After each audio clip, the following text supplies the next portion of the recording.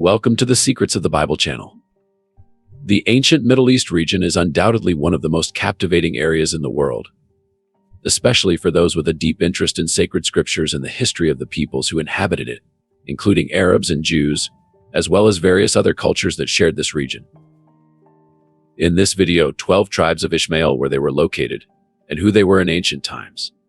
I invite all of you to support the video with your likes and share it with those who, like you, want to deepen their knowledge of the scriptures? Enjoy more content from our channel. The 12 tribes of Ishmael, what they didn't tell you about them. Normally, people are accustomed to discussing the 12 tribes of Israel, descendants of Jacob, the son of Isaac and the grandson of Abraham. However, have you ever heard of the 12 tribes of Ishmael? Ishmael was the firstborn son of Abraham, and his story and lineage are often less known.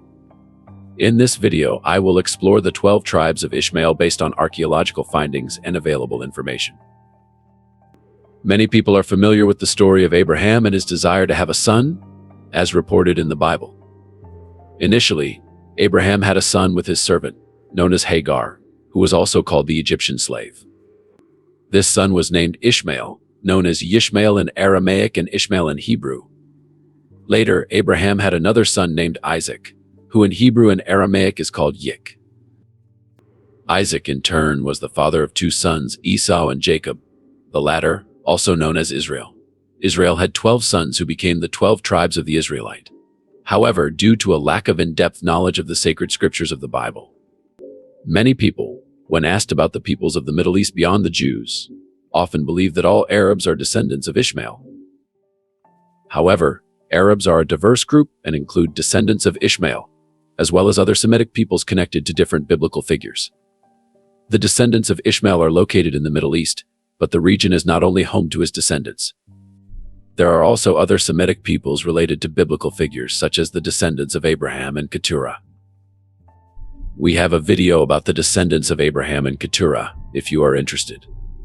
There are also the descendants of Esau and the descendants of Lot, among others. Therefore, the Middle East is inhabited by various Semitic communities that descend from different biblical figures, not limited solely to the descendants of Ishmael. Ishmael is a prominent figure in Abrahamic religious traditions, playing a significant role in the genealogy and history of the tribes bearing his name. According to the biblical and Islamic narrative, Ishmael was the firstborn of Abraham, the common patriarch of Judaism, Christianity, and Islam. His mother was Hagar, an Egyptian servant of Sarah, Abraham's wife. Ishmael's story begins in a context of rivalry and family tensions, as Hagar conceived Ishmael after Sarah, who was barren, allowed Abraham to have a child with the servant. Thus, Ishmael was the result of Sarah's concession, Abraham's desire to have a son and heir. As religious traditions diverge in certain aspects, Ishmael is often remembered as a descendant of Abraham, who would play a crucial role in the history of Arab tribes. His name, in Hebrew, means God will hear, alluding to the divine promise that Ishmael would be blessed and become the father of a great nation. For Muslims, he is a particularly important figure, as it is believed he played a role in the construction of the Kaaba, the holiest site in Islam in Mecca. Thus, Ishmael's story is a pivotal point of convergence among the three major monotheistic religions, and its cultural and religious implications resonate throughout the history of the Ishmaelite tribes. The biblical record about Ishmael states that God promised Abraham that Ishmael would have 12 sons and become a great nation, as described in the book of Genesis.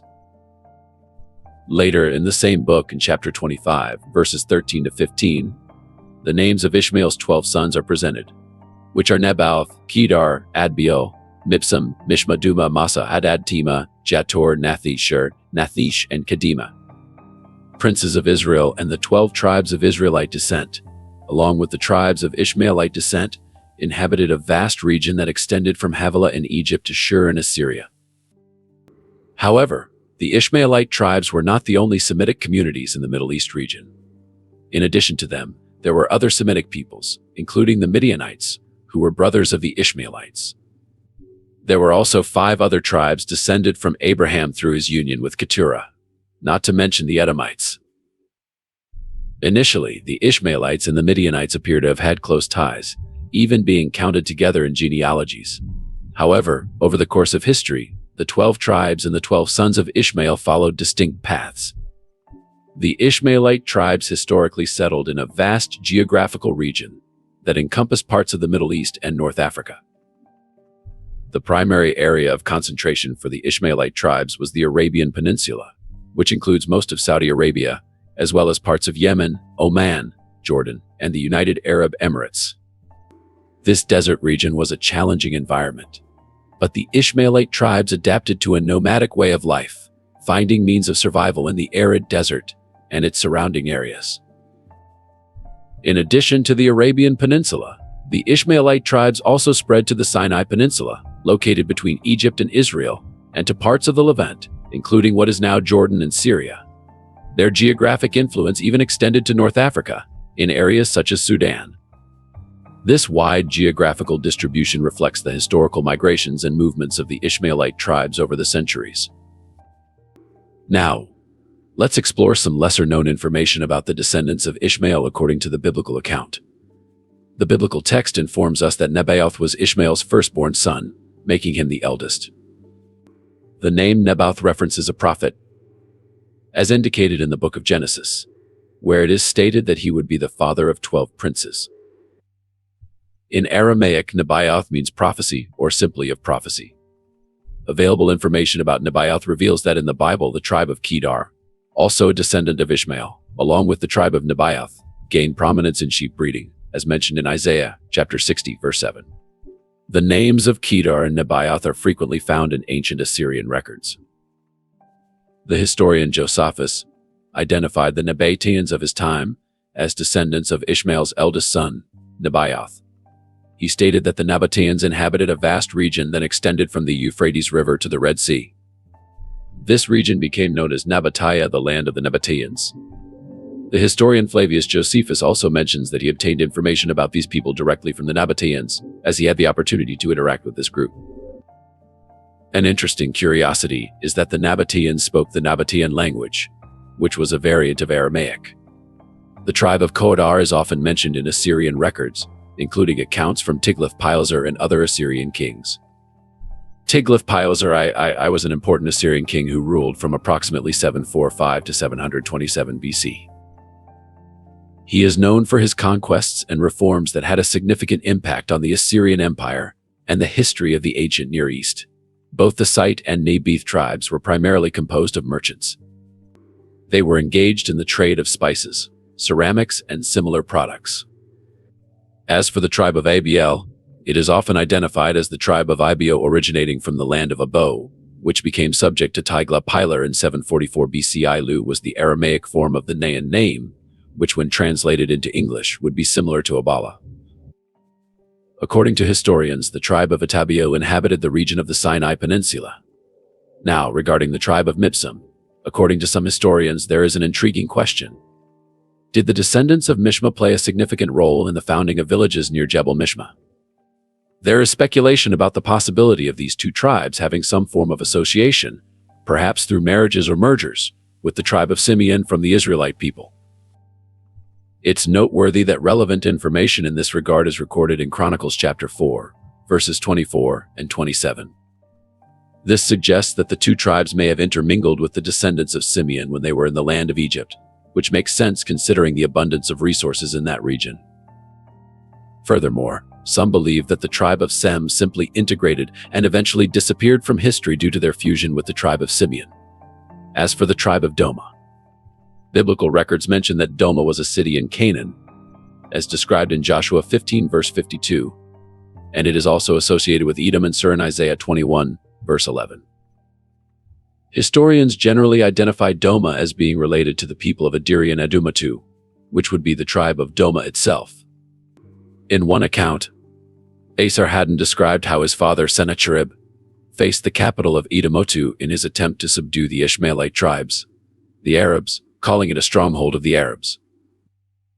Sennacherib captured Hazael, the king of Edomotu, who is also referred to as the king of the Arabs. Furthermore, an inscription of Serban, Paul mentions Hayes as the king of the Kedarites. This suggests that the Mite tribes had a paramount king, though they may have also had their own tribal leaders. As for the tribe of Massa, records from Tiglath-Pileser III mention the inhabitants of Massa and the honor accorded to T. At the top of Jebel Ghanaim, located about 14 km south of Tima, archaeologists Winnett and Rate discovered some graffiti texts that mention the Massa tribe in connection with Dedan and Nebaioth, which were other tribes of Ishmaelite descent. Regarding the tribe of Hadad, some historians speculate that this tribe may have become known as Harar or the Hararina people, who resided near the mountains northwest of Palmyra. As for the tribe of Tima, this is generally associated with the ancient oasis of Tima, located northeast of the Hejaz district, on the trade route between Tathrib, Medina, and Doma. The Nafu Desert lies between Tima and Doma.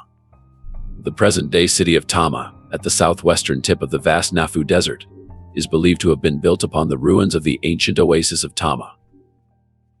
It is possible that the descendants of Tima or Tima inhabited this region. Tiglath-Pileser I received tribute from Tima, as well as from other Arabian kingdoms and tribes in his ancient Assyrian records. As for the tribes of Jitor, Naphish, and Kadima, it is believed that the descendants of Jitor, Naphish, and Kadima actually formed a united group, including the Hagarenes.